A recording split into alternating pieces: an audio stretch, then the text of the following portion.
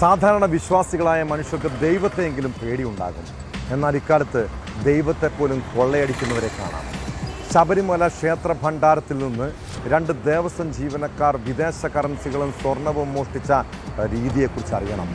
മോഷണം മുതൽ വായ്ക്കുള്ളിലാക്കി കടത്തിയ 2 താൽക്കാലിക ജീവനക്കാരെയും അറസ്റ്റ് ചെയ്തു. ആലപ്പുഴ സ്വദേശി ഗോപകുമാർ, കൈനകരി സ്വദേശി സുനിൽ എന്നിവരാണ് ദേവസ്വം വിജിലൻസിന്റെ പിടിയിലായത്. പിന്നീട് ഇവരെ സന്നിധാനം പോലീസിന് കൈമാറി.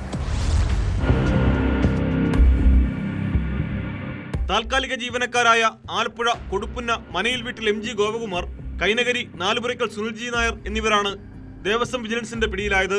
ജോലി കഴിഞ്ഞിറങ്ങുമ്പോൾ നടത്തിയ പരിശോധനയിൽ ഇരുവരുടെയും വായ നിറഞ്ഞിരിക്കുന്നത് ശ്രദ്ധയിൽപ്പെട്ടപ്പോഴാണ് തട്ടിപ്പ് പുറത്തായത്.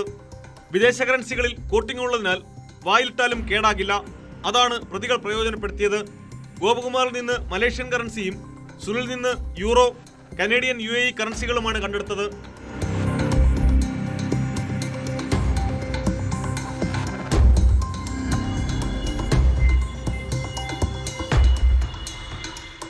ഇവരുടെ മുറികൾ നടത്തിയ പരിശോധനയിൽ ഗോപകുമാറിന്റെ ബാഗിൽ നിന്ന് 500 രൂപയുടെ 27 നോട്ടും, 100ന്റെ 2 നോട്ടും, 20ന്റെ 4 നോട്ടും, 10ന്റെ 4 നോട്ടും ഉൾപ്പെടെ 13,000-ൽ പരം രൂപയും 2 ഗ്രാമിന്റെ സ്വർണ്ണ ലോക്കറ്റും കണ്ടെടുത്തു.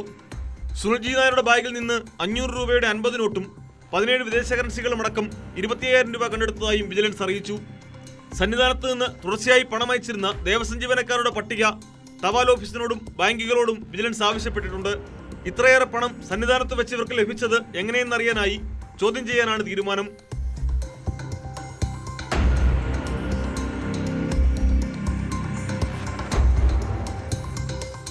ന്യൂസ് 18 ശബരിമല.